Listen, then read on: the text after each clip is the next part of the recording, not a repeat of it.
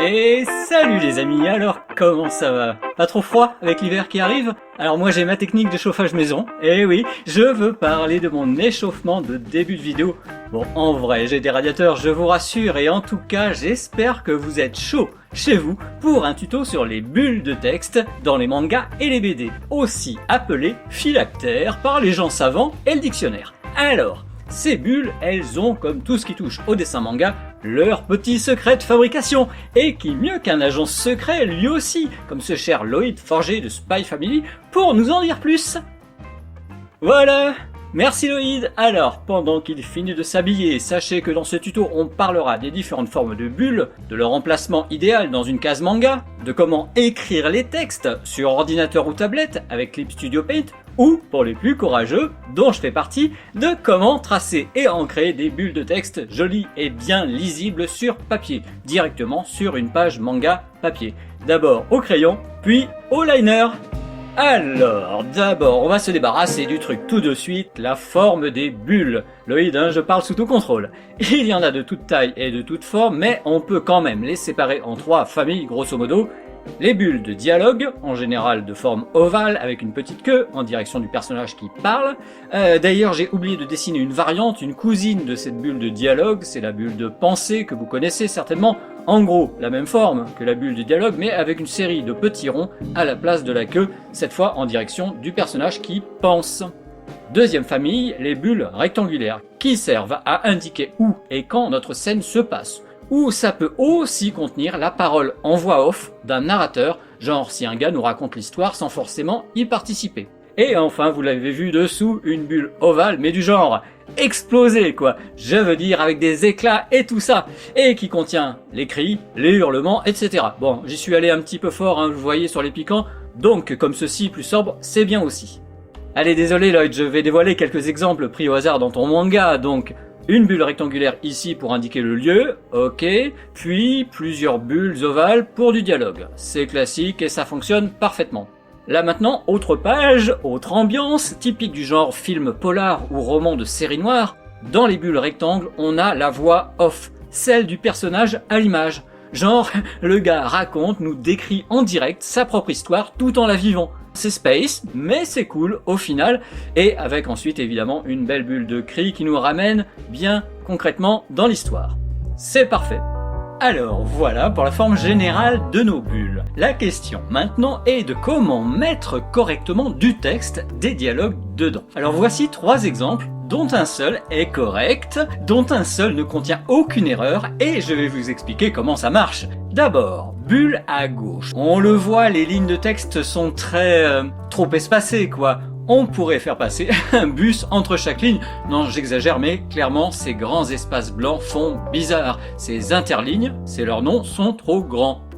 Bulle du milieu, cette fois-ci les interlignages sont plus petits, ça semble, et c'est mieux. Mais les lignes sont presque collées contre la bulle, ici et ici. Ça manque d'espace, ça manque de circulation d'air. Ces deux erreurs, très fréquentes chez les mangaka débutants, ont un grand défaut, elles freinent la lecture, elles empêchent de lire agréablement, alors que la case à droite, elle, est juste parfaite. Le texte forme un paquet détaché de la bulle et avec un interligne maîtrisé. C'est juste parfait, je l'ai dit. Bien lire une bulle, c'est indispensable, un peu comme de bien entendre le son, la voix d'un personnage dans un film. Du coup, alors, comment faire à la fois ces espaces et ces interlignes? Quelle valeur leur donner, autant sur tablette ou ordi que sur une feuille de papier directement au crayon? Prenons déjà l'exemple du papier. Imaginons qu'on a une ligne de texte d'une certaine hauteur, avec des traits en haut et en bas pour bien avoir partout la même taille de lettre. Cette lettre ici est-elle correcte? Est-elle assez loin du trait de la bulle? Alors pour que ce soit correct, une lettre, comme ce A par exemple, doit pouvoir passer ici. Et on voit bien que le passage est trop étroit. Donc on va pousser les lettres pour libérer ce passage. Voilà pour l'espace. Maintenant les interlignes, ils doivent faire en moyenne au moins la moitié de la lettre du dessus. Ok? Et ensuite, tout simplement, on repart sur la même hauteur de lettre dessous et ainsi de suite. Toujours éloigné du bord de la bulle, toujours avec un passage suffisant, par exemple pour notre lettre A, etc., etc. Alors ne croyez pas que tout ça est automatique sur tablette ou sur ordinateur, hein, pour ceux qui travaillent en digital. Moi, par exemple, je travaille sur Clip Studio et je dois aussi paramétrer mes espaces et mes interlignes par-dessus un brouillon comme ceci. Bon, d'abord, je crée mon texte en majuscule et avec une forme, un style de lettre qu'on appelle la typographie. Ici, j'ai choisi comme typographie le Comic Sans MS, à peu près de la taille du brouillon dessous. Ensuite, je modifie si besoin l'interligne. Ici, c'est appelé espacement, jusqu'à ce que ça me semble bien. Alors, je vous rappelle, hein, c'est plus ou moins la moitié de la lettre elle-même. Ensuite, je modifie un peu la place des mots, l'organisation des mots pour donner un effet d'ensemble, un effet de paquet à mon texte. Grâce à l'outil sélection, en haut à gauche, je crée ensuite une sorte d'ovale assez éloigné du paquet de texte, en tout cas au moins en laissant la place pour une lettre comme notre A de tout à l'heure. Ensuite, grâce à l'onglet édition au-dessus, je le remplis de blanc sur un calque que j'ai créé par-dessous le calque de texte. Et toujours avec l'onglet édition, je crée un contour noir dont je choisis la largeur. Ici c'est un peu gros, mais on peut faire plus fin. Et je finis avec un outil pinceau pour, en dessin, rajouter une petite queue de bulle dont le rôle est de diriger, de pointer en direction de celui qui parle. Voilà.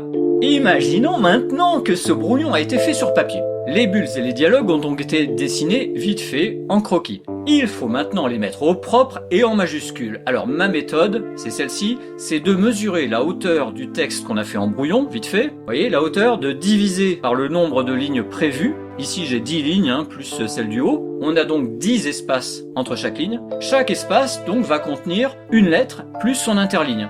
Du coup, ce petit espace, je le divise à chaque fois en 3, les 2 tiers du haut pour la lettre, les 2 tiers restants pour l'interligne.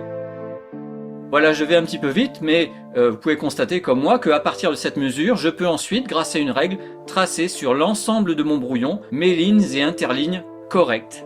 Alors une ligne au milieu bien verticale, en hauteur pour bien équilibrer mon texte, et c'est parti pour le dessin, pour l'écriture de mes lettres.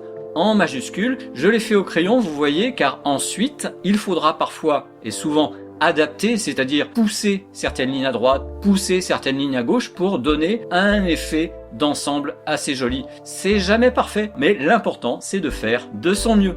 Ensuite, on a la bulle, on la trace à peu près à la main, ok. Alors pour ceux qui ont peur de ne pas refaire un joli rond à l'ancrage, il existe des traces ellipses vendues en magasin. Ici, ce sont des petites, elles sont très cool. Pour ceux que ça intéresse d'ailleurs, je mettrai probablement un lien en description. Et pour les grandes bulles, comme ici, il y a ceci qui vous aidera à faire la bulle morceau par morceau. C'est une règle courbe, tout simplement. Et c'est d'ailleurs la bulle qu'on ancre en premier dans un dessin, vous l'avez compris, car le personnage, comme ici, vient toujours et dessiné toujours en second. Car au final, il faut que je le rappelle, le texte et donc la bulle, il faut que ça soit agréable et facile à lire avec des lettres de la bonne taille ainsi que des lignes, interlignes et espaces de bulles parfaits. C'est obligé. Le personnage, lui, il peut toujours être poussé ou diminué. C'est moins important, c'est moins grave. Eh oui. Mais voyez comme cette hiérarchie un petit peu injuste dans une case de BD, finalement, elle fonctionne parfaitement. Allez, pour la suite, on passe le relais aux 2 autres personnages de la série Spy Family, et non des moindres, les sublimes Anya en bas et Yor, quel drôle de prénom, aussi connu sous le nom de code de Princesse Ibarra. Voilà, en couleur, c'est mieux. Bon, on va voir ensemble comment mettre ces bulles dans une page manga de ce type-là, mais avant, un dernier rappel, je vous promets, mais que vous connaissez évidemment, il y a à peu près, en gros, 2 tailles de bulles, des petites et des grandes. Eh oui, exact Anya. Ça dépend tout simplement de la quantité de texte qu'on doit mettre ou de dialogue. La règle d'or, qui est presque toujours vraie, c'est qu'en manga, on place des bulles plutôt à droite dans chaque bulle. Partez de ce principe-là, en tout cas, à droite dans chaque bulle, et on va voir comment dans ces cases qu'on va remplir ensemble. Oui, c'est encore exact. D'ailleurs, voyez, si je mets un personnage au centre sans penser à la bulle, je n'aurai pas forcément la place pour la mettre, cette bulle. Non, on esquisse dès le début les deux ensemble au crayon. On vérifie dès le début qu'il y a une place pour les deux. Mais une bulle entière, hein, ça peut poser problème, surtout si elle est grosse. S'il y a beaucoup de texte, il n'y aura plus assez de place pour le personnage. Donc la solution est de couper la bulle et de la caler à droite. On ne coupe pas le texte, hein, bien sûr, mais on les colle contre le bord de la case. Du coup, le personnage peut garder un peu plus d'espace pour lui. Voyez comme il est content. Et quand il y a deux ou plus de personnages, c'est très utile, on le voit à gauche, on peut même, comme à droite, faire dépasser les bulles sur la marge par-dessus le trait. Surtout si la bulle est petite, c'est très joli. Même s'il ne faut pas en abuser, hein, car ça attire quand même beaucoup l'attention, ça se voit beaucoup, il faut y aller mollo. Donc maintenant, eh bien écoutez les amis, à vous d'essayer d'appliquer ça dans une BD, un manga, et je vais quand même donner l'exemple, hein, en improvisant devant vous, devant vos yeux ébahis, une histoire certainement passionnante avec des bulles et des personnages stylés. Allez, c'est parti. Je commence par une mise en page prise dans un manga existant mais sans la remplir, voilà. Première case, 4 personnages et classiquement une bulle à droite, c'est la base, tout ça est réparti, chacun de l'espace dans cette belle et longue case. Voilà. Un petit personnage vénère et un dialogue qui claque. J'avais dit que ça serait du lourd, hein. Alors, côté diriger le regard, comme expliqué dans la précédente et formidable vidéo, on est bien, ok, on rentre par la droite et on ressort par une belle diagonale avec les deux personnages de gauche. Case 2. Le personnage au milieu se défend. Mais là, je trouve qu'une bulle à droite est pas top, donc je peux, et si c'est cool, je dois inverser et mettre ce personnage sur la défensive en premier. Et les bulles en deuxième à gauche, et ben effectivement, ça marche très bien. Donc j'ai un petit peu trahi la règle, mais c'était pour la bonne cause. Et en plus, son bras pointe en direction de la case 3, franchement, c'est formidable. Case 3, justement, on revient à du classique avec bulle à droite. J'en rajoute même une petite par-dessous, car je le redis, l'idéal c'est que les éléments présents dans la case nous poussent notre regard vers la case d'après, la case 4. Et même le côté droit de la case 4, car si mes personnages vont être au milieu dans cette case 4, je compte mettre des tas de bulles de dialogue bien chelous, si vous l'avez compris maintenant, qu'il faudra lire, elles, de droite à gauche. Voilà. Bon bah écoutez, je sais pas ce que vous en pensez, mais je crois que je tiens la BD du siècle, non? Non? Oh, vous êtes dur. Mais reconnaissez qu'avec une bonne répartition, un bon assemblage de bulles et d'images, on obtient un truc agréable à lire quand même, et même un truc passionnant à lire. Même avec un sujet, une idée complètement con. Si, on peut le dire, je sais et j'assume. Alors et vous, qu'en avez-vous pensé? Vous sentez-vous prêt à appliquer ces astuces dans votre propre BD, votre propre manga? Et si c'est le cas, eh bien n'hésitez pas à me partager le fruit de vos efforts sur Facebook et Instagram. Pensez comme d'habitude à liker, commenter et partager en masse cette vidéo, c'est important de la conseiller à vos amis, à ceux qui en auraient besoin en tout cas. Merci, un grand merci aux sponsors et sponsors plus pour leur soutien. Allez, je vous laisse, portez-vous bien, ciao! Ouais, un peu speed la conclusion de cette vidéo. Faudra peut-être que je ralentisse un peu sur le café, moi. Non? On verra.